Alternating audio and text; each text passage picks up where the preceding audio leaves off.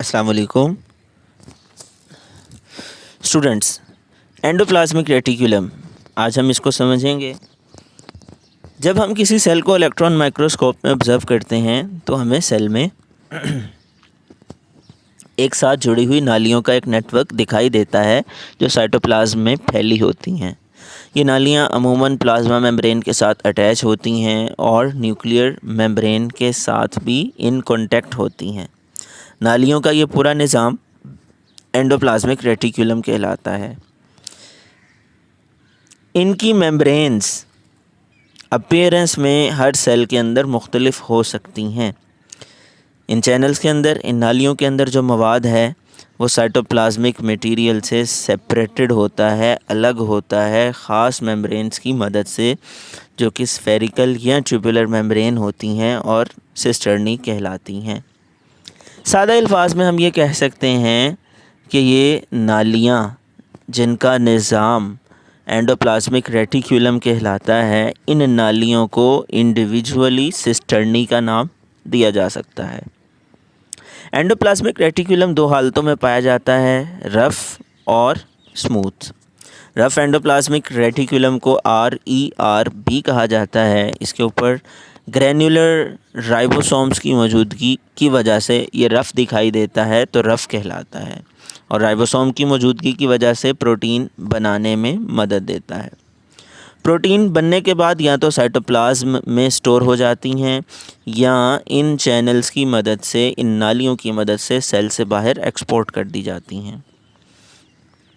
Smooth endoplasmic reticulum SER, चूँकि इस पर राइबोसोम मौजूद नहीं होते, चुनाचा ये स्मूथ नज़र आता है। इसलिए बहुत से मॉलिक्यूल ख़ास तौर पे लिपिड्स के मेटाबॉलिज्म में हेल्प करता है। बहुत से जहरीले मादों को, जहरीले असरात ख़त्म करने में मदद देता है। हार्मफुल ड्रग्स को डिटॉक्सिफाई करने में मदद देता है। कुछ सेल्स में स्मूथ एंडोप्लाज्मिक रेटिकुलम का काम नर्व इम्पल्स की ट्रांसमिशन में भी हेल्प करवाना है। मिसाल के तौर पे मसल सेल्स और नर्व सेल्स के अंदर मौजूद एंडोप्लाज्मिक रेटिकुलम। इसके अलावा स्मूथ एंडोप्लाज्मिक रेटिकुलम का एक अहम किरदार ये भी है कि ये मुख्तलिफ़ मादाजात को एक सेल के हिस्से से दूसरे हिस्से तक मुंतकिल करता है। एंडोप्लाज्मिक रेटिकुलम सेल को मैकेनिकल सपोर्ट मुहैया करता है, इसकी शक्ल व सूरत को बरकरार रखने में भी मदद देता है। राइबोसोम।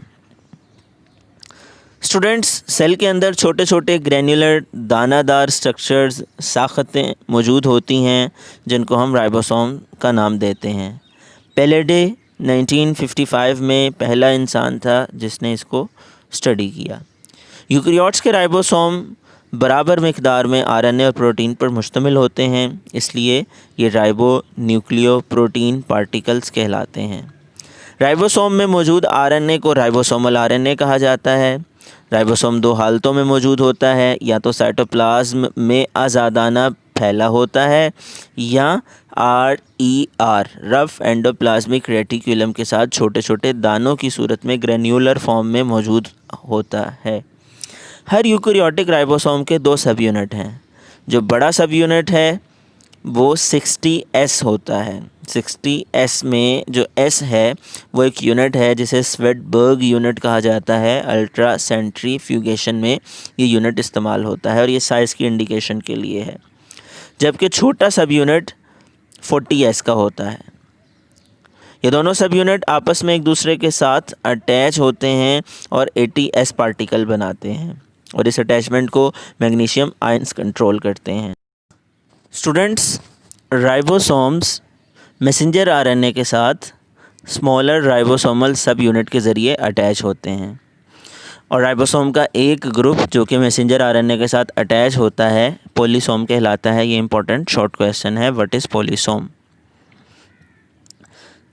नए राइबोसोम सेल के न्यूक्लियस में एक डार्क स्पॉट के अंदर तैयार होते हैं जिसे न्यूक्लियोलस कहा जाता है और तैयार होने के बाद वहाँ से साइटोप्लाज्म में ट्रांसफ़र कर दिए जाते हैं न्यूक्लियर इन्वेलप में मौजूद पोर्ट्स यानी न्यूक्लियर पोर्ट्स की मदद से। स्टूडेंट्स, हम ये कह सकते हैं कि न्यूक्लियोलस राइबोसोम की फैक्ट्री है जो कि राइबोसोम तैयार करती है, जबकि राइबोसोम प्रोटीन की फैक्ट्री है जो कि प्रोटीन तैयार करते हैं। ये था हमारा आज का टॉपिक। उम्मीद है आपको समझ आ गई होगी। अगले लेक्चर तक के लिए अपना ख्याल रखिएगा। अल्लाह हाफ़िज़।